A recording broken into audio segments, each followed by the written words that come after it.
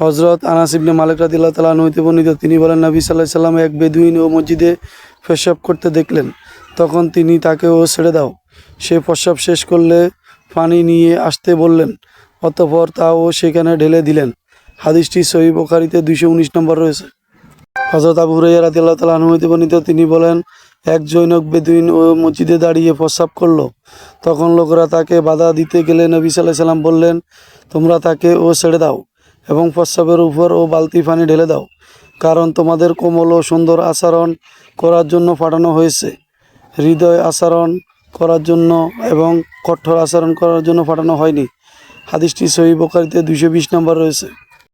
হযরত আনাস রাদিয়াল্লাহু তাআলা আনহু হতে বর্ণিত, তিনি বলেন, নবী সাল্লাল্লাহু আলাইহি সাল্লাম বলেছেন, কেউ যদি সালাতের তন্দ্রাচ্ছন্ন হয়ে পড়ে, সে যতক্ষণ ঘুমিয়ে নেয়, যতক্ষণ না সে কি পড়েছে তা অনুধাবন করতে সক্ষম হয়।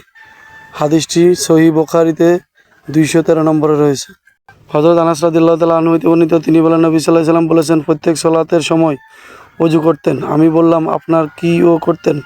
তিনি বললেন, হাদাউস, ওযু ভঙ্গের কারণ না হওয়া পর্যন্ত আমাদের পূর্বের ওযুই যথেষ্ট হইত।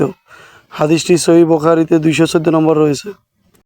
হযরত আনাস রাদিয়াল্লাহু তাআলা আনহু হতে বর্ণিত, তিনি বলেন, আল্লাহ রাসূল সাল্লাল্লাহু আলাইহি সাল্লাম প্রাকৃতিক প্রয়োজনে বের হলে আমি তার নিকট পানি নিয়ে যেতাম। তিনি তা দিয়ে শোষক কার্য করতেন। হাদিসটি সহিহ বুখারীতে 217 নম্বরে রয়েছে। উম্মুল মুমিনিন আয়েশা রাদিয়াল্লাহু তাআলা আনহা হইতে বর্ণিত, তিনি বলেন, রাসূল সাল্লাল্লাহু আলাইহি সাল্লামের নিকট একটি ছেলে ও শিশুকে আনা হইল। শিশুটি তার কাপড়ে প্রস্রাব করে দিল। তিনি পানি আনাইলেন এবং এর উপর ঢেলে দিলেন। হাদিসটি সহিহ বুখারীতে 222 নম্বরে রয়েছে। উম্মুল কায়েস বিনতে মেহসান রাদিয়াল্লাহু তাআলা হইতে বর্ণিত, তার এমন একটি ছোট ছেলেকে নিয়ে রাসূল সাল্লাল্লাহু আলাইহি সাল্লাম নিকট এলেন। তখন খাবার খেতে শিখেনি। রাসূল সাল্লাল্লাহু আলাইহি সাল্লাম শিশুটি তার কোলে বসাইলেন। তখন সে তার কাপড়ে প্রস্রাব করে দিল। তিনি পানি আনিয়ে এবং তার উপরে ছিটিয়ে দিলেন এবং ধৌত করলেন না।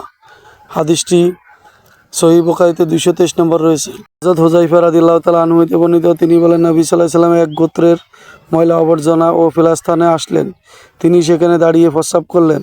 অতঃপর পানি আনতে বললেন। আমি তাকে পানি এনে দিলে তিনি ওযু করলেন। হাদিসটি বুখারীতে 224 নম্বর রয়েছে।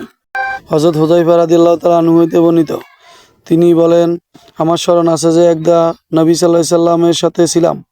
তিনি দেওয়ালের পিছনে মহল্লার একটি আবর্জনার জায়গায় এলেন। অতঃপর তোমাদের কেউ এভাবে দাঁড়িয়ে তিনি প্রস্রাব করলেন। এই সময় আমি নিকট হইতে সরে যাচ্ছিলাম, কিন্তু তিনি আমাকে ইঙ্গিত করলেন।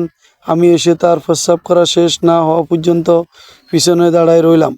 হাদিসটি সহিহ বুখারীতে 225 নম্বর রয়েছে।